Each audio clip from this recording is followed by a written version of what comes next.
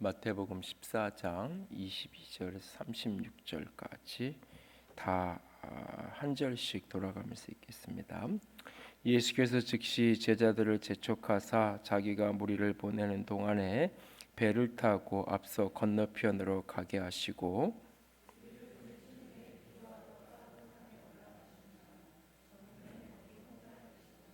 배가 이미 육지에서 술이나 떠나서 바람이 거스름으로 물결로 말미암아 고난을 당하더라.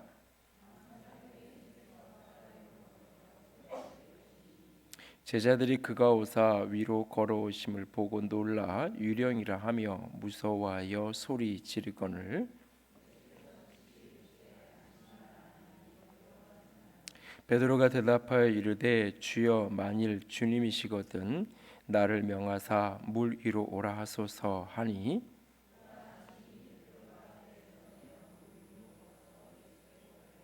바람을 보고 무서워 빠져가는지라 소리질러 이르되 주여 나를 구원하소서 하니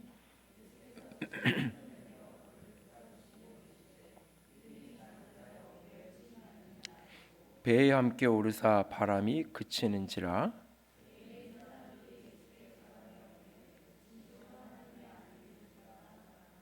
그들이 건너가 게네사렛 땅에 이르니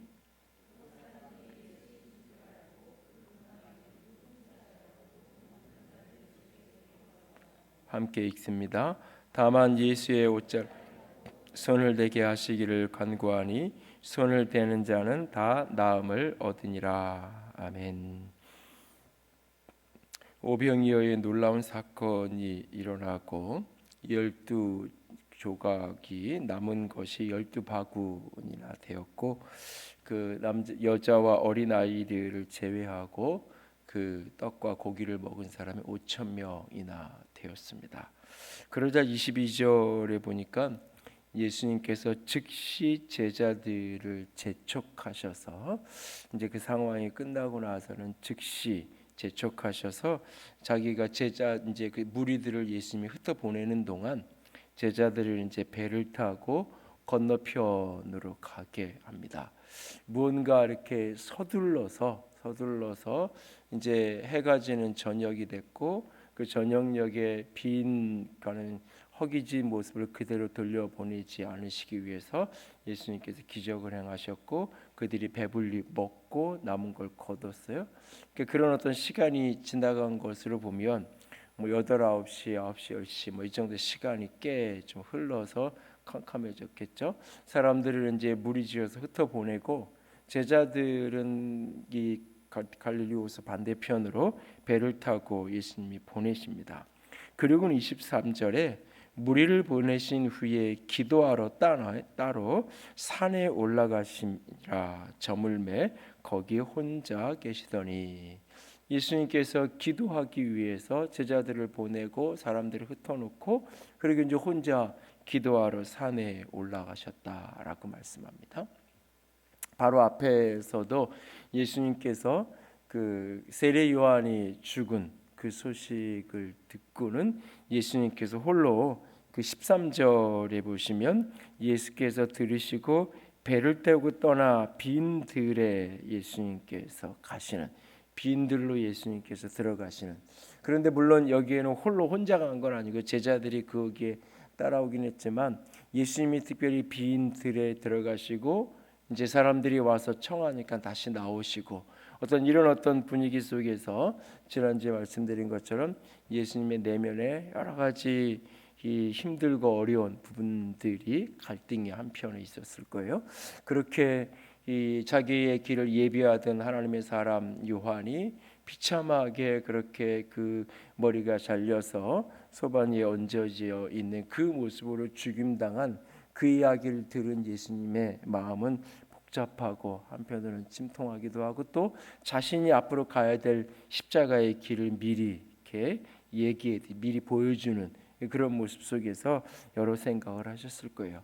그러나 그런 상황에 예수님께서는 이렇게 그 어두움 속에 그런 복잡한 마음 속에 빈들에 갇혀 있지 않으시고 수많은 사람들이 예수님을 찾아오는 걸 보고는 그 갇힌 곳에서 나오셔서 그들을 불쌍히 여기시고 긍휼히 여기시고 그들에게 말씀을 주시고 그들을 또 먹여셨어요. 그리고 나서 이제 예수님께서 사람들을 흩어보내요. 그 놀라운 일을 행하시고 사람들을 빨리 집으로 가라고 보내고 있어요.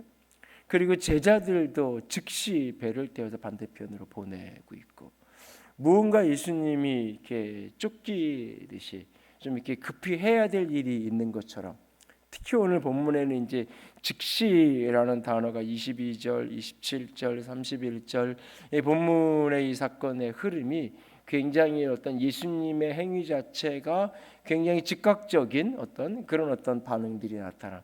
그러면서도 사실은 내면적으로는 굉장히 느린, 표면적으로는 굉장히 빨리 반응하시고 움직이시는데 내면의 밑에 있는 것은 굉장히 여유 있게 느리게 예수님이 반응하는, 그래서 이중적인 시간의 흐름을 보면서 본문을 보면 그런 부분들이 느껴지는데, 예수님께서 제자들을 막 이렇게 쫓아버렸어요.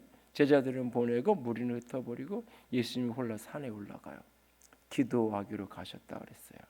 왜 예수님은 이날 이 시간에 굳이 이렇게 기도를 하러 가셔야 했던 것일까? 예수님 이 시간 그 기도의 자리에서 예수님 어떤 기도를 하셨을까? 그런 질문을 우리가 해보면 성경이 무엇이라고 명확히 답은 주고 있지 않지만, 오늘 본문 말씀과 병행 구절인 요한복음 6장에 예수님께서 기적을 행하셨던 오병이어의 사건이 기록되는 장면을 보면, 이 오병이어의 사건이 일어나고 나서 사람들의 반응, 그 떡 5개하고 물고기 2마리로 5천 명이 먹는 그 기적적인 사건이 일어나고 나서 사람들의 반응이 뭐냐면 예수님을 왕으로, 예수님을 임금으로 만들고 싶은 그런 어떤 욕구를 사람들이 느껴져서 예수님을 임금을 삼고 예수님을 왕으로 옹립하려는 그런 분위기가 형성되는 것을 보게 돼요. 그러니까 이런 본문만 봐도 오병이의 기적이 그냥 이렇게 사람들이 마음에 이렇게 이 감동을 받아가 자기 주머니 여러 가지 함께 잘 나눠 먹고 살았다, 그런 이야기를 하는 게 아니에요. 만약에 그런 이야기였으면 지금 예수님을 왕으로 삼으려고 하는 게 아니라 그 자기들이 감동받고 제일 먼저 그것을 내놓았던 그 어린 아이에게 어떻게 네가 그렇게 해서 이 모든 일들에 불쏘시게 됐다라고 그 아이를 칭찬하겠죠. 사람들은 예수님을 임금으로 삼으려고 했어요. 왜? 그 떡 5개 물고기 2마리를 가지고 5천 명을 먹일 수 있는 그 놀라운 기적의 주인공, 당신이 기도하시고 떼어주니까 보리떡 5개 물고기 2마리 너무너무나 작은 양이었는데 그걸 제자들이 갖고선 자기 걸 가지고 자기가 나누려고 했으면 한 사람도 배불리 먹을 수 없는 그 양이었는데, 자기 것이라고 말하지 않고 주님께 내어드렸더니 주님이 그것을 가지시고 주님이 떼기 시작하시니까, 내 것을 가지고 나누는 게 아니라 내 것을 주님께 드려서 주님께로부터 받아서 그것을 나누는 거죠. 주님께로부터 받아서 나누는, 똑같이 내 것을 나누는데 원래 내가 가졌던 것을 나누는 게 아니라 내 것은 주님께 돌려드리고 주님이 그것에 기도하시고 축복하시고 감사하시고 그가 떼어서 내게 준 거죠. 그가 내게 준 거를 내가 나누는 거예요. 제자들이 이 흐름을 보면 그 놀라운 기적의 현장에 사람들이 보고 나니까 한마디로 눈이 뒤집히는 거예요. 저런 사람이 왕이 된다면, 저런 사람이 우리의 지도자가 된다면 먹고 사는 문제 걱정 없잖아요. 뭐 이념을 얘기하고 뭐 정치 여러 가지를 이야기하지만 사실 가장 중요한 키 중에 하나는 정치 지도자의 국가의 지도자에게서 가장 중요한 초점 하나는 결국은 경제를 해결하는 거예요. 사람들이 조금 더 넉넉하게 살 수 있는 그런 어떤 구조를 만들어가고 사회를 만드는 가장 중요한 사람들의, 특별히 무리들의 대중의 관심은 조금 이렇게 지도자가 도덕적으로 탁월하냐 아니냐 그거보다 어떻게 경제를 더 일으키, 이게 사실은 더 중요한 초점인 경우가 사람들의 이 본성적인 그런, 이 사람들이 예수님을 임금으로 만들려고 한단 말이에요. 생각해 보세요. 예수님이 바로 전에 어떤 일을 들었냐면 세례요한의 이야기. 세례 요한이 그렇게 너무나 비참하게 죽어가는 그 헤롯에 의해서, 그 잔혹하고 포악한 왕에 의해서 아주 비참하게 죽어가는 한 사건을 보고 마음이 너무 힘들. 그 같은 날 그 어간의 분위기가 그 정서가 이어지는 거잖아요. 그런데 그날 그냥 예수님은 다른 의도도 없고 생각도 없고 그냥 허기진 채로 가야 되는 그들이 불쌍해서 불쌍한 그들을 당신이 먹이신 거예요. 불쌍한 그들을 사랑으로 먹이고 섬겼어요. 나눴어요. 그랬더니 사람들을 자기를 왕을 삼으려고, 임금을 삼으려고. 이걸 예수님이 받아들이면, 이 대중들의 요구를 받아들이면 너무나 손쉽게 예수님은 그 무리들을 이끌고 왕이 될 수 있죠. 궁극적으로 마태복음 맨 마지막 장에 가면 예수님께서 왕으로 온 세상의 권세를 내게 주셨다라고 말씀하고 계세요. 특별히 마태복음 전체의 흐름은 왕으로 이 땅에 오셔서 왕의 자리에 마지막 즉위하시는, 부활하시고 승천하시는 그 사건, 죽으시고 부활하신 그 사건은 예수님이 왕의 자리에 등극하시는 그 자리, 즉위하시는 현장. 그래서 예수님이 마지막 승천을 앞두고 하시는 이야기가 뭐냐면 하늘과 땅의 모든 권세를 내게 주셨다라고 하면서 왕의 명령으로, 최후의 명령으로 하시는 거예요. 십자가 없이 왕이 될 수 있는, 십자가 없이 백성들을 구원해낼 수 있는, 저렇게 세례 요한처럼 고난의 길, 세례 요한처럼 죽임당하는 길을 가지 않고도 이 백성들을 살릴 수 있는, 이 백성들을 구원할 수 있는 어떤 길이 있지 않을까. 그리고 그것이 그들이 원하는, 대중이 원하는, 무리가 원하는, 그런데 하나님이 원하는 구원은 지금 먹고 사는 문제를 해결해 주는 그것이 아니라 그들의 영혼을 구하고 그들의 영원한 생명이 살려지는 것. 이것이 하나님의 관점. 예수님께서 이 사건을 이야기하면서 요한복음 6장에 오늘 있었던 이 사건, 풍랑을 잔잔케 하는 사건이 지나고 나서 무리들이 쫙 몰려와 예수님이 저 다 흩어놓고 이 제자들은 보내고 혼자가 산에 갔다가 내려오시니까 그 사이에 사람들이 걸어서 그 밤사이에 풍랑을 잔잔케 하는 사건이 있었고 수많은 사람들이 몰려올 때 예수님이 뭐라 그러냐면 저 사람들이 표적을 보고 지금 나를 찾아온 게 아니라 먹고 배불러서 나를 찾아온 거다. 자신들의 경제적인 문제를 해결해 준다는 이유 때문에 나를 찾아오는 것이다. 그래서 나를 이 세상에 임금 삼고 싶어 하는 것이다.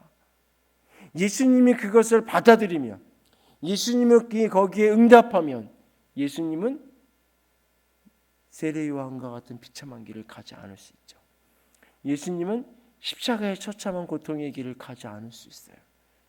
그러나 자신에게 주신 사명을 이룰 수는 없어요.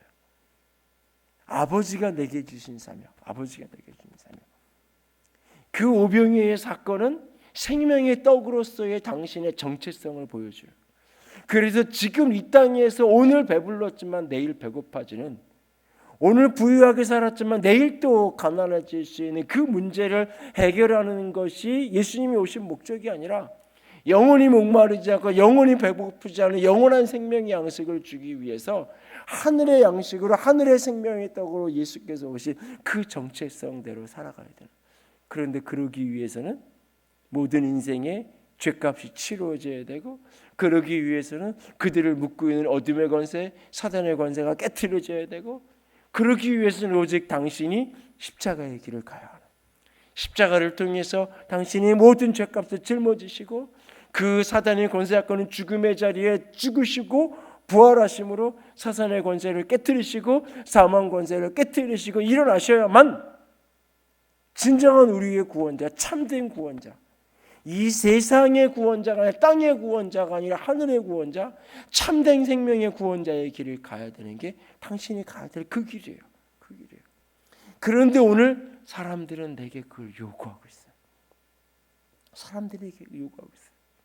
그리고 내 앞에 어른거리는 그림자는 세례 요한의 그림자, 소반에 잘려져 있었던 그 비참한 인생의 모습.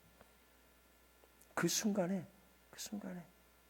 예수님 자신도 하나님을 향한 초점을 잃어버리며 하나님을 향한 몰입을 잃어버리면 그 대중의 요구에, 사람들의 요구에 따라갈 수 있는, 끔찍할 수 있는, 얼마든지 거기에 휩쓸릴 수 있는 거예요. 예수님은 오늘 그래서 제자들이 먼저 거기에 휩쓸릴 수 있어요. 아니, 이 제자들은 여전히 사실은 그런 정치적인 해방자로서의 예수를 추구하고 있었어요. 제자들의 속 밑바닥에는. 그래서 누가 더 크냐고 끊임없이 제자들에게 싸웠고, 그 제자 중에 예수를 결국 팔아먹었던 가룟 유다 같은 경우는 대놓고 그런 욕심, 그런 욕망을 가지고 예수님을 찾아왔던 사람이었고, 사실은 그러니까 이 무리들의 요구와 이 제자들의 내면에 표면화되지 않은 속에 있는 욕구가 만나면 어떻게 이게 지금 사건이 전개될지 몰라요. 그런 상황 속에서 예수님도 그냥 그러다가 휩쓸려 갈 수 있어요. 그래서 제자들을 재촉해서 빨리 배 태워서 보내고, 거기에 남아서 쭈뼛쭈뼛거리면서 예수님을 자꾸 왕으로 옹립하고 싶고 뭔가 좀 일을 만들어 보려고 하는 그런 어떤 사람들의 분위기가 느껴질 때 빨리 집에 가라고, 다 흩어지라고, 사람들을 다 흩어놓는 거예요. 어찌 보면 사람들을 모아야 되는데 흩어버리는 거예요. 자기를 왕으로 삼겠다고 따라오는 그 순간에 예수님, 그리고 홀로 산으로 가서 기도하시는 거예요. 그곳에 혼자 머물러 있는 거예요. 누군가로부터 버림받아서 홀로 있는 것하고 그 지독한 외로움하고 스스로 창조적으로 홀로 있는 순간을 만드는 것하고는 전혀 다른 차원의 이야기죠. 다른 차원. 대부분의 특별히 연예인들이 자살의 사건으로 이렇게 귀결될 때 그 이렇게 이 현장을 발견하는 대부분의 사람들이 매니저죠. 10명 중에 8, 9명은 매니저. 그러니까 이렇게 어떤 가족이나 가까운 친구나 이런 친밀한 교제가 단절되어진, 대중 앞에 노출되기 시작하면서 개인과 개인의 편안한 관계로서 만나는 것이 어려워진, 단절되어진, 그것이 이제 내면의 병을 더 심화시켜가게 만들어 극단적인 선택을 하게 만드는 원인 중에 하나. 여러 가지 사회적인 이유도 있지만 어떤 이렇게 관계적인 그런 측면에서 보면 그런 원인도 발견이 되는데, 그 혼자, 그것은 사실은 부정적인 홀로 있음이고, 그런 상황은 깨고 자꾸 무리 속에 들어가고 사람들 앞에 자기 자신을 오픈하고 자기 자신을 어떤 유명인이라는 알려졌던 그 겉모습이 아니라 있는 모습 그대로를 자꾸 드러내면서 그 사람과 사람으로서의 스킨십을 만들어가는 그런 어떤 관계성을 분명히 만들어야 자신이 지켜지고, 그 속에서 이게 자기의 내면에 어두움과 빛이 동시에 드러나면서 자기 관찰도 되고, 그러면서 누군가가 그 모습을 보기니까 누군가가 돕죠. 사랑하는 가족이나 친구나 누군가가 그 어둠의 모습이 보이니까는 도울 수가 있는 거예요. 근데 바로 전날까지도 그런 줄 모르고, 자린자고 그냥 전화 한번 하고 전혀 모르는 상태의 상황을 만나기도 하잖아요. 그런 어떤 외로움에 홀로 있으면 피해야 되고 극복해야 되고 관계를 끊임없이 추구해야 돼요. 그러나 현대사회 속에서는 이 모든 것이 노출되고 모든 것이 드러나는 이 세계 속에서 때로는 창조적으로 홀로 있는 사람들의 수많은 요구, 무리들의 왕이 되달라는, 그리고 나보다 앞서갔던 사람 세례 요한의 그 비참한 모습이 어른거리는 그 모습 속에서 내면에 하나님을 향한 초점이 흐려지면, 하나님을 향한 초점이 놓쳐지면 사람들이 요구하는 대로 휩쓸려 갈 수 있는, 사람들이 요구하는 대로 휩쓸려, 그냥 사람들이 생각하는 대로. 저 얼마 전에 어떤 얘기를 듣고 제가 수협에서 잠깐 한번 이렇게 충격을 받은 적이 있는데, 이 친구들 중에 이제 부목사로 오래 했던 친구 중에 결국은 이제 그 담임 목사님하고 좀 갈등이 생겨서 이제 사임을 하고 지금은 이제 필리핀 가서 이제 오지에 들어가서 이제 선교를 이제 하겠다고 그래서 선교를 나가 있는, 뭐 그 친구는 뭐 개척만 4번인가 했고 뭐 이렇게 여기저기 이제 좀 돌아다니기도 하고 그래서 한 군데 있는 것보다 그게 맞을 거예요. 그런데 근데 이제 이야기 왜 그런 일이 생겼는지를 이유를 이제 뭐 그 담임 목사님을 만나서 얘기 들으면 또 다른 이유가 있을 거예요 분명히. 근데 이 친구가 하는 이야기 중에 하나가 내가 충격을 받은 게 뭐냐면 사람들에게 죄 얘기, 지옥 얘기 설교 때 하지 말라고. 그 얘기를 했다는 얘기를 듣고 진짜 내가 3번을 물었어요. 진짜 그런 얘기를 했냐고. 교육자들만 몰려 있을 텐데 교인들이 싫어하니까. 거기도 건축하고 막 이제 아파트 입주하는 지역에 이렇게 있던 교회인데 교인들이 싫어하니까 그런 얘기 하지 말라고. 사람들이 원하지 않으면 사람들이 불편해하면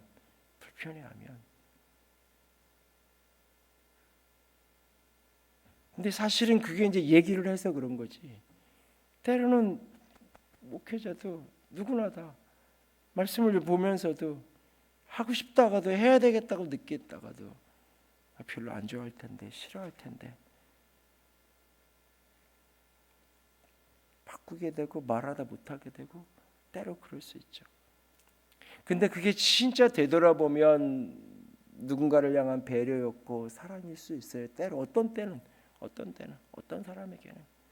그러나 그것이 긴 시간 지속된다면 물음표가 있는 거잖아요. 문제가 있는 거잖아요. 근데 처음부터 그렇게 가는 게 아니에요. 처음부터 그렇게 되는 게 아니에요. 조금씩 그 주전자 속에 비कर 속에 있는 개구리 이야기처럼 조금씩 이렇게 무뎌지면서 초점이 이루어져 오는 거잖아요. 초점이 이루어져. 예수님조차도 이 시간에 예수님인데 뭘 그런 게 있겠어? 아니요. 그건 온전한 사람으로 오신 거예요. 예수님의 십자가는 짜고 치는 고스톱이 아니에요. 어차피 하나님하고 다 약속된 거고 짜고 치는 건데 괜히 아픈 척하는 거고 이렇게 그냥 힘든 척하는 거고 그냥 그 결국은 뭐 3일만 참으면 되는데 뭐 3일 못 참겠어. 3일만 다 그냥 무덤 속에 들어가서 있으면 짜 하나가 부활해서 나와서 온 세상을 호령할 건데 뭐 인생살이 길어야 33년만 이 땅에 가서 와서 육체 있고 살면 뭐 나라도 30년 정도 하고는 온 세상 온 우주를 다스리는 권세를 가지라 그러면 할 수 있겠다. 뭐 그러는지도 몰라요. 어떤 사람은. 이게 그냥 아픈 척하고 그런 척하고 힘든 척하고 쇼하듯이 보여주는 게 아니에요. 하나님이신 그분이 진짜 사람이 되셔 오신 거예요. 온전한 인생, 모든 신적인 권위를 다 버린 채로. 그래서 예수님이 말하는 거예요. 듣지 않는 거는 말하지 않는다. 성령께서 시키지 않은 거는 말하지 않는다. 당신이 하고 싶은 대로 병을 고치고 하고 싶은 대로 귀신을 쫓아내는 게 아니에요.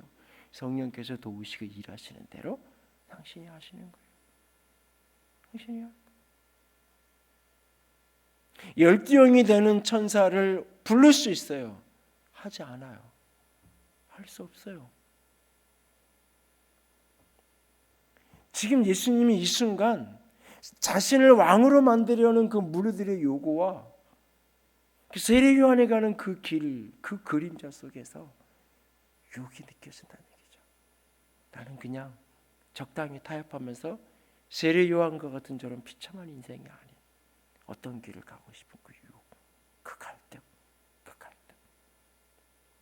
그걸 어떻게 이겨내시느냐? 기도를 통해서. 기도 속에서 자기 생각이 놓아지고 내 안에 있는 유혹과 내 안에 있는 모든 시험과 모든 그것이 쏟아부어지고 그 위에 하나님의 생각이 덧입혀져요. 생각의 치환이 되는 자리가 기도의 자리라 그랬잖아요. 홀로 하나님께만 집중하는, 사람의 소리로부터 스스로를 단절하고 하나님께만 집중하는. 사람의 소리에 단절해서 자기 내면의 소리만 더 강화시키는 게 아니라 귀 다 닫혀가지고 자기만 옳은 줄 아는 그런 또 다른 편협함 속에 빠져들어가는 것이 아니라 하나님과 대면하는, 하나님 앞에 서서 기도하며 나아가는 예수님의 기도하는 모습. 오늘 우리도 누구나 다 유혹을 직면해요. 누구나 다 갈등이 직면이 돼요. 주님이 원하시는 길을 알았으면 좋겠고, 주님의 뜻을 깨달았으면 좋겠고, 주님의 음성을 들었으면 좋겠다고 사람들은 이야기해요. 그러나 듣는 순간 우리는 갈등하기 시작해요. 왜? 내가 듣고 싶은 대로 들려지지 않으니까. 내가 원하는 대로 들려지지 않으니까. 그래서 어느 순간에 이르면 차라리 하나님의 뜻을 모르는 게 편하겠다. 그냥 성경책 모르는 채로 성경 공부 같은 거 안 하고 그냥 내 하고 싶은 대로 설교 그것도 별로 그냥 예배라는 형식을 그냥 때우면 되는 거고, 그냥 내 하고 싶은 대로 내 좋은 거 하면서 하는 게 신앙. 그래서 내가 하고 싶으면 하고 하기 싫으면 안 하고. 신앙이 그게 아닌데 그렇게 하고 싶어. 왜? 들리는데 갈등이 생겨. 끊임없이 그 갈등.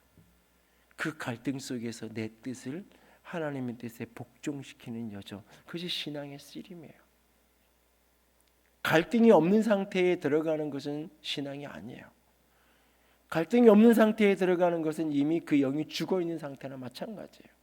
끊임없이 살아있는 동안 이 두 개가 씨름하고 갈등할 수밖에 없어요. 이 갈등을 극복해내고 그 갈등 속에서 이기는 길은, 승리자의 길을 걸어가는 길은 끊임없이 주님 앞에 엎드리는 거예요. 홀로 있는 자리, 홀로 있는 그 자리, 그 산에 올라서 하나님 앞에 독대하면서 엎드려져 있는 그 시간이 그 영을, 그 마음을 가야 될 초점을 선명하게 만들어주는 거예요. 선명하게 만들어주는 거예요. 오늘도 우리가 믿음의 길을 걸어가면서 신앙의 삶을 살아가면서 자꾸 우리도 모르게 초점이 흩어질 수 있어요.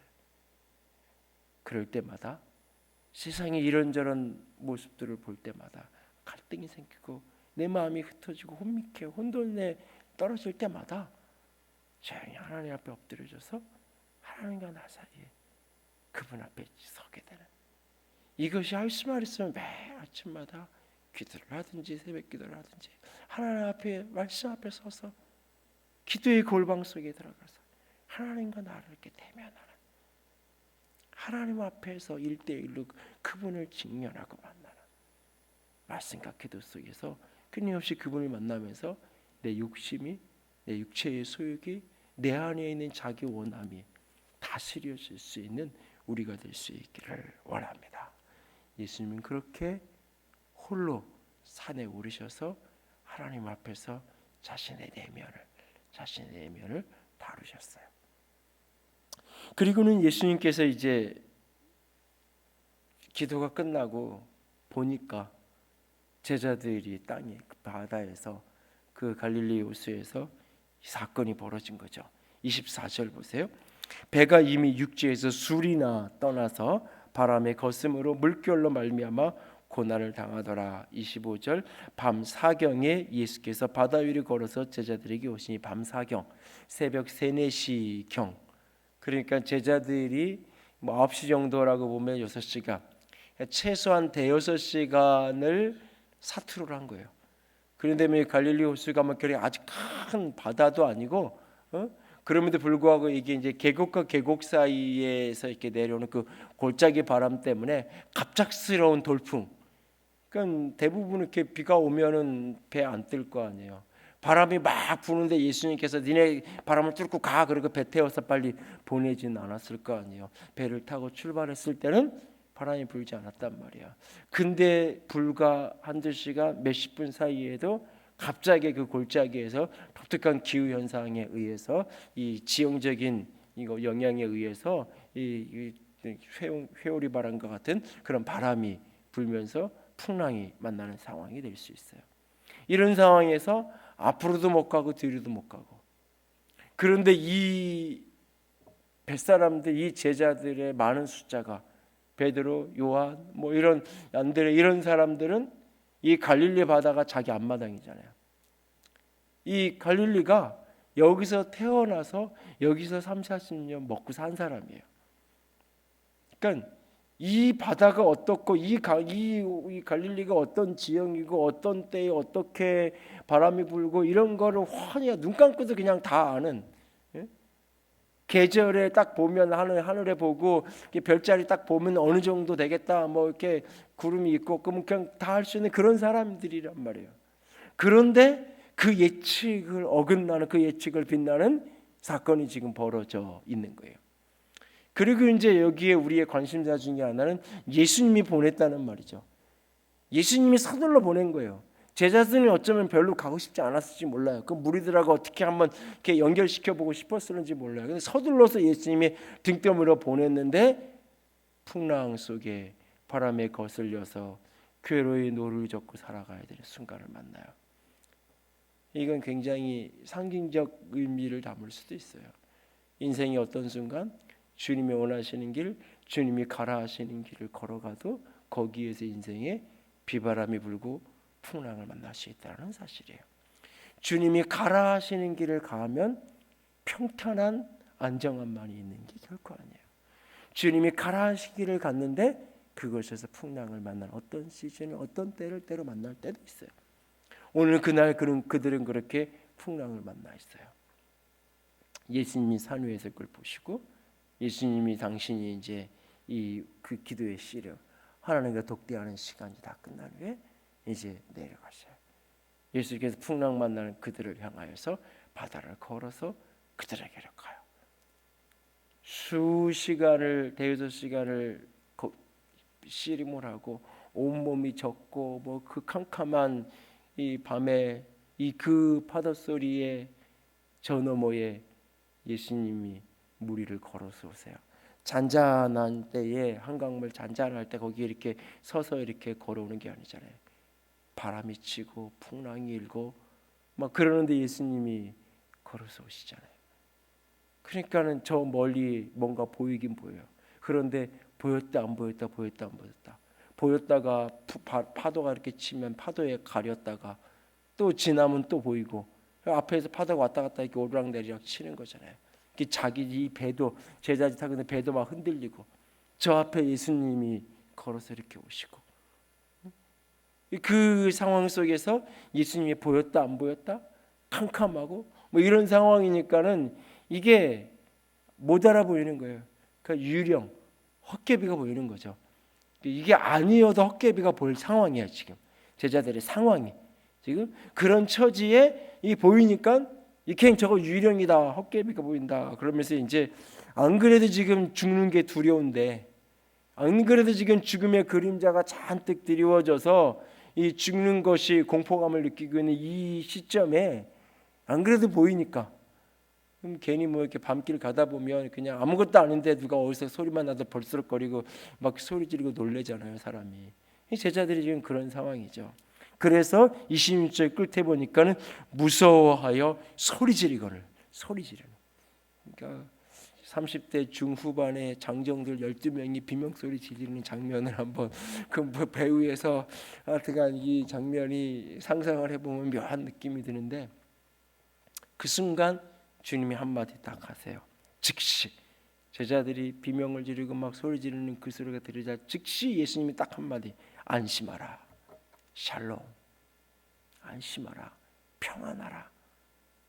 예수님이 제자들을 향해서 가장 많이 했던 표현 중에 하나, 특별히 부활하신 이후에 가장 많이 했던 표현. 평안하뇨. 평강하라. 안심하라. 내니 두려워 말라. 나다. 그러니까 그 음성 나다. 두려워 말라. 안심해라. 무서워하지 말아라. 나다. 그 순간 그 음성이 들려졌을 때 예수님하고 수년을 함께하면서 그 친밀한 교제 속에 살고 함께 먹고 마시고 뭐 그 상황 속에서 나다. 보이는 거는 유령처럼 헷갈리는데 막 바람이 이렇게 왔다 갔다 하니까 헷갈리는데 그 소리는 음성은 정확하게 들리잖아요. 그 음성을 듣고 알아보잖아요. 나다, 나다. 평상시에 예수님께서 말씀하시던 그 톤 그대로 나다, 나다.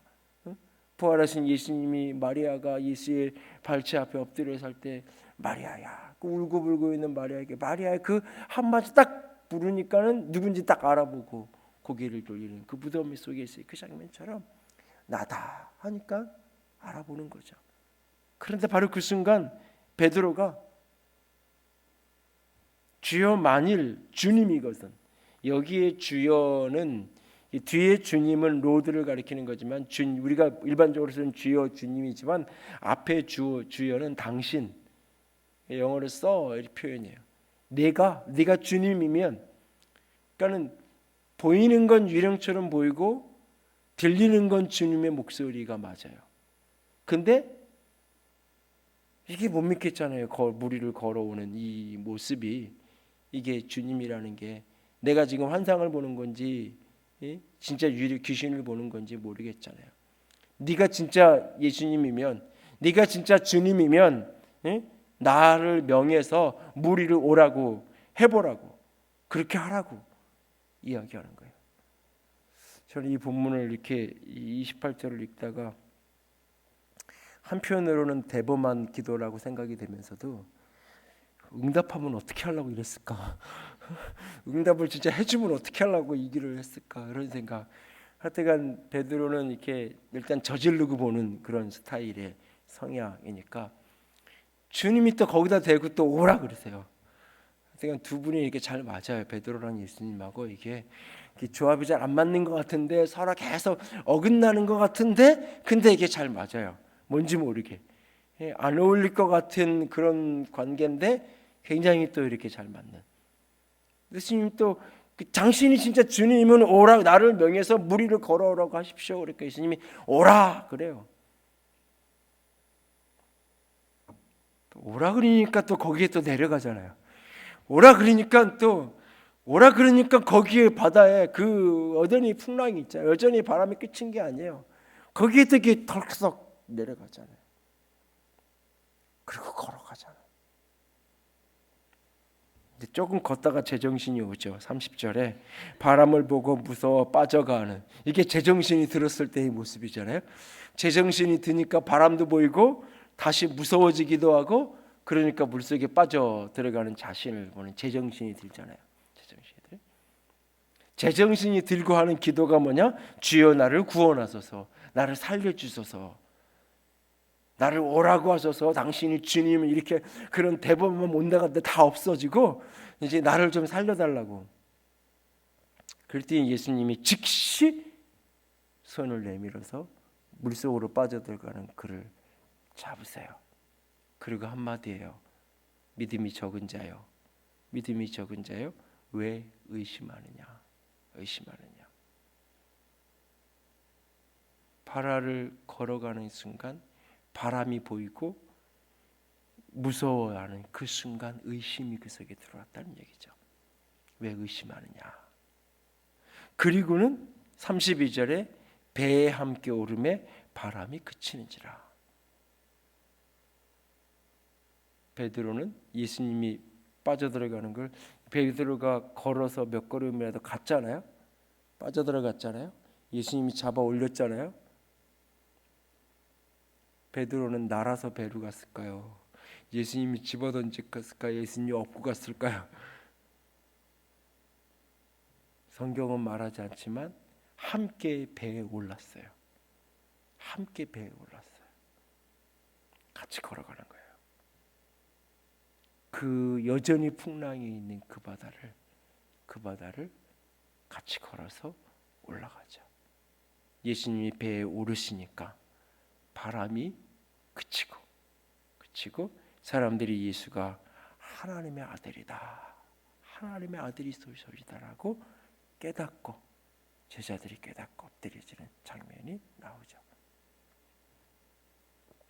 인생을 살면서 우리는 이런저런 인생의 풍랑을 만나고 위기를 만나고 어려움을 만납니다. 그럴 때 어쩌면 우리에게 그럴 때는 이 베드로와 같은 대범한 기도가 필요한지 몰라요. 사실 이런 기도는 평상시에 나올 수 있는 기도가 아니에요.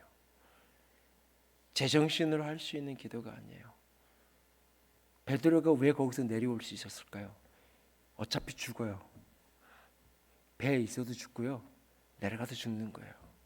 이판사판이에요. 그 상황에서 지금 밤새 살아보겠다. 그 갈릴리 호수에서 그 갈릴리 바다에서 잔뼈가 굵은 그 사람들이 밤새 살아보겠다고 사투를 했잖아요. 근데 안 되잖아요, 지금. 그러니까 그 배에 앉아 있어도 죽는 거고요. 저 예수님이 진짜 맞다면 예수님만이 나를 살릴 수 있는 거예요, 우리를. 그러니까 오라 할 때 뛰어내릴 수 있는 게 여기도 죽고 저기도 죽는 거니까 갈 수 있는 거예요. 여러분이 가만히 여러분의 인생에 뭔가 대범한 헌신을 했던 순간은 대부분 이런 순간이에요. 이래도 없고 저래도 없을 때는 헌금이 잘 돼요. 어차피 없는 돈인데 뭐 하나님한테 어떻게 걸어봐야지. 근데 요거 안 하면 남는 게 많을 것 같아요. 그러면 안 돼요, 이게. 인생이 앞뒤가 콱 막혀서 이것도 안 되고 저것도 안 되고 그러면 하나님 뭐든지 하겠다고 얘기돼요. 자식을 하나님께 드리는 것도 자식이 막 속색이고 막 그냥 뭐 사춘기 한참 앓고 막 그러면 하나님이 그냥 고쳐서 마음대로 쓰라고. 근데 성적표 좀 잘 나오고 그러면 하나님이 쓰더라도 좀 노년에 썼으면 좋겠고 젊었을 때는 열심히 벌어서 부모 부양 잘했으면 좋겠고 이게 대범한 기도가 안 나와요, 잘. 어찌 보면 무식해 보이고 어찌 보면 무모해 보이는 인생의 위기 속에서 베드로가 그런 기도를 해요. 그리고 우리 주님은 그 무모한 기도에 대해서 너 지금 힘드니까 그런 말도 안 되는 소리 하는 거지. 너 지금 평안할 때는 잘 나갔을 때는 그런 기도 안 할 거면서 너 지금 막상 잘 되면 막상 성공하면 너 그렇게 헌신 안 할 거면서 나한테 뭐 하겠다고 10에 9를 들이는 인생을 살겠다고 막상 주면은 안 할 거면서 이렇게 대묻지 않아요. 예수님이 너 오라 그래서 오다가 몇 걸음 오다가 또 무서워가지고 너 빠져들어갈 거잖아. 그래서 또 나 살려달라고 우는 소리 하면서 또 그럴 거잖아. 예수님이 그렇게 말하지 않는다고요. 무모할 것 같은 기도를 하는데 예수님이 거기에 반응하세요. 오라고. 그리고 오라니까 뛰어들어요. 그랬더니 그의 인생이 기적을 경험하는 거예요. 걸어가는 거예요. 베드로가 무식해 보이고 무모해 보여도 때로는 우리 주님이 그를 받으시는 이유예요. 인생의 위기 때 평범할 때는 이 기도가 잘 안 나오겠지만 인생의 비바람이 몰아치고 앞이 보이지 않는 어떤 순간을 만나거든 진짜 주님께 내 인생을 거세요. 그 순간 내 인생의 전부를 주님께 거는 게 무엇인지 내 인생의 전부를 그분께 던지는 게 무엇인지 오라 나를 이 바다를 걸어서 오게 해달라고 이 말도 안 되는 기도 죽겠다는 이야기예요. 사실은 그 이야기는. 근데 주님은 오라고 하시고 수정하면서 걸어가요. 비록 흔들리지만 비록 또 의심이 들어왔지만 비록 또 빠져갔지만 하나님 도와달라고 하니까 하나님이 다 건져주세요. 하나님이 살려주세요. 하나님 이렇게 세워주세요. 이렇게 세워주세요. 그리고 함께 풍랑이 있는 바다를 걸어가는 거예요. 처음 바다를 걸을 때는 베드로가 혼자 걸었어요. 저 앞에 있는 예수님을 보면서. 두 번째 다시 바다를 걸을 때는 예수님의 손을 잡고 그 바다를 걸어가는 거예요. 그분이 베드로의 손을 잡고 그 바다를 걸어가는 거예요. 그리고 함께 배에 오르고 풍랑이 잔잔해지는 거예요.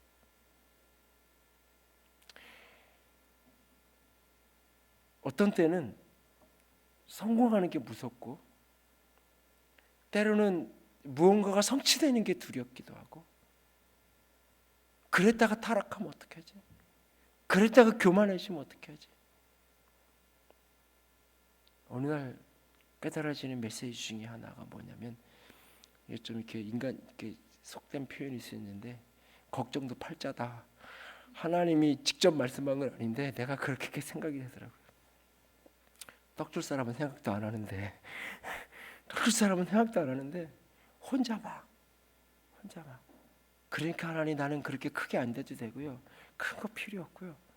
그냥 이 정도 수준이면 되고요. 아직 살만해서 그렇게 기도하는 거예요. 아직 내 인생이 내가 원하는 대로 컨트롤 된다고 생각하니까. 내 인생이 요만큼 안에서는 컨트롤되고, 내 욕심도 내 교만도 요 정도 안에서 내가 스스로 컨트롤할 수 있다고 착각하니까. 근데 사실 그 정도도 안 돼요. 인간은 어떤 상황을 만나고 어떤 유혹의 상황에 직면하면. 걱정하지 마세요.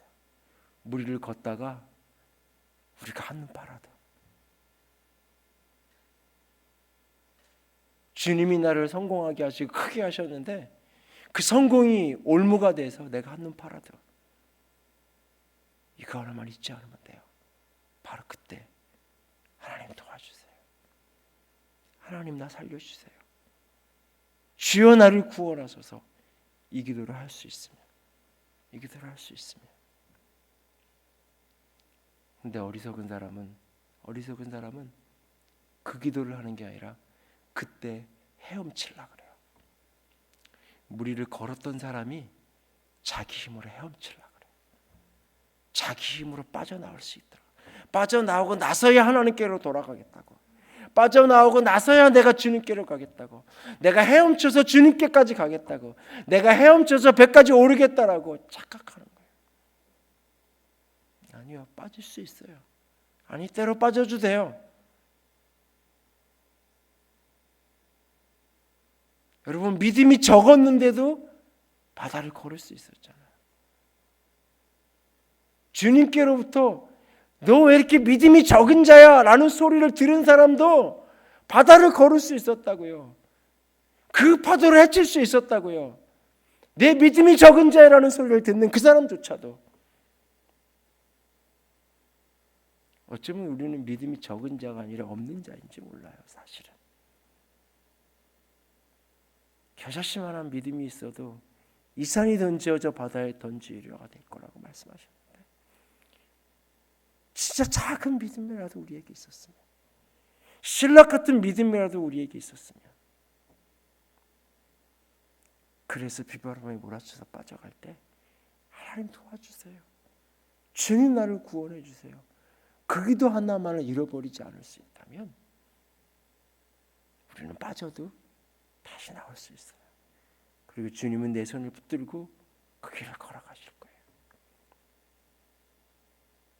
주님이 베드로가 빠져들어가는 그때 주님이 바로 옆에서 바로 일으키시잖아요. 즉시 일으키시잖아요. 즉시. 이 장면을 머릿속에 컴컴 상상해요. 예수님이 베드로가 가는데 안 보이는 거예요. 바람만 보여요. 사실 바람은 보이는 게 아니에요. 들리는 거예요. 바람이 보였다고 말하는 것은 바람이 일으키는 파도가 보이는 거죠. 파도가 보이는 거예요. 파도가 막 치는 거예요. 순간 예수님이 보였던 예수님이 안 보여요. 그리고 그 마음이 무서움이 확 밀려 들어와요. 믿음은 온데간데 없고 빠져들어가요. 빠져들어가는 순간 주여 나를 구원하소서. 여러분, 물에 서 있다가 물에 빠져들어가는 그 시간이 몇 초나 걸리겠어요? 순간이잖아요. 순간 주여 나를 구원하소서 소리치는 거예요. 근데 그 순간 주님이 즉시로 그를 잡잖아요. 상상해 보면 바람이 쳐서 풍랑이 쳐서 가려 있는데 바로 그 풍랑 뒤에 그분이 계신 거예요. 바로 이 풍랑이 이 파도가 넘어가면 바로 거기에 주님이 계신 거예요. 다 걸어왔어요. 주님 앞에까지 오라 하시는 말씀 듣고 다 걸었어요. 이 풍랑 가려서 안 보이는데 안 보이는 이 풍랑 바로 뒤에 예수님이 서 계세요. 근데 그게 안 보인다고? 바람이 보여서 두려워하고 무서워하고 의심하고 빠져들어가는 거예요. 주님은 바로 그 풍랑 너머에, 바로 그 풍랑 뒤편에 거기에 계셨는데, 그래서 즉시로 손을 내밀어서 잡아 올리시는데, 여러분 인생의 어떤 시즌에 풍랑이 너무 커서 하나님도 안 보이고 아무것도 안 보이는, 그래서 남은 것은 절망밖에 없고 남은 것은 세상의 비바람밖에는 남은 것이 없다고 여겨지는 그 순간, 절대로 포기하지 마세요. 바로 그 순간은 부르짖어야 될 외침이 주여 나를 구원하소서, 주여 나를 구원하소서. 삼손이 두 눈이 다 뽑히고 그 놀이개가 돼서 서커스장에 놀이개가 되어 있는 그 코끼리처럼 다곤 신전의 놀이개가 되어서 연잔맷대를 돌리고 있는 그 비참한 지경에 서는 그날, 하나님을 향하여 외치잖아요. 하나님, 이번 한 번만 나에게 기회를 주십시오. 이번 한 번만 더 나에게 하나님 힘을 주십시오. 그리고 그 다곤 신전의 기둥을 밀어잡기잖아요. 그가 살아서 정복한 블레셋 사람들보다 그의 죽음으로 정복한 블레셋 사람들이 훨씬 더 많았다고 성경은 기록하고 있잖아요. 내가 가진 능력, 내가 가진 힘, 사람들이 나한테 믿음 좋다고, 믿음 좋은 사람이라고, 참 존경만한 믿음의 영웅이라고 박수치는 그 순간, 그 모든 일들을 통해서 이루었던 것보다 믿음 없어 절망하고 빠져들어가는 그 순간에, 그런데 그 순간에 겨자씨만한 작은 믿음이라도 가지고 주여 나를 구원하셔서 부르셨던 그 외침이 이번 한 번만 나를 도와달라고 외치는 그 외침이 위대한 역사를 이루는 거예요. 주님이 그 손을 잡고 걸어가잖아요. 여전히 바람이 부는데 더 이상 바람이 안 보여요. 여전히 공포가 밀려오는데 더 이상 무섭지 않아요. 그분이 내 손을 잡고 그 바다를 건너가니까. 그리고 그 인생의 배에 주님이 오르시니 풍랑에 잔잔해졌다. 그분이 하나님의 아들이에요. 그분이 하나님의 아들이에요. 그분이 하나님이에요. 그분이 온 세상의 주인이에요. 그분이 생사화복의 주인이에요. 성공과 실패, 생명과 죽음의 주인이 예수 그리스도 그분이에요. 오늘 그분을 향한 믿음을 다시 회복할 수 있기를 원합니다. 인생의 어떤 비바람 속에서도 그분을 붙드는 믿음을 잃어버리지 않는 지극히 작은 믿음이라 할지라도 주여 나를 구원하셔서 그 부르심 하나만을 잊어버리지 않는 믿음의 용사, 믿음의 사람 될 수 있기를. 그래서 주와 함께 그 바다를 걸어가는 축복을, 기적을, 영광을 맛볼 수 있는 우리가 될 수 있기를 주님의 이름으로 부탁을 드립니다. 기도합시다.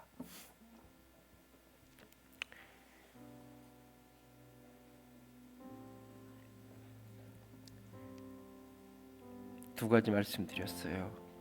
세상의 유혹이, 갈등이 밀려오는 그날에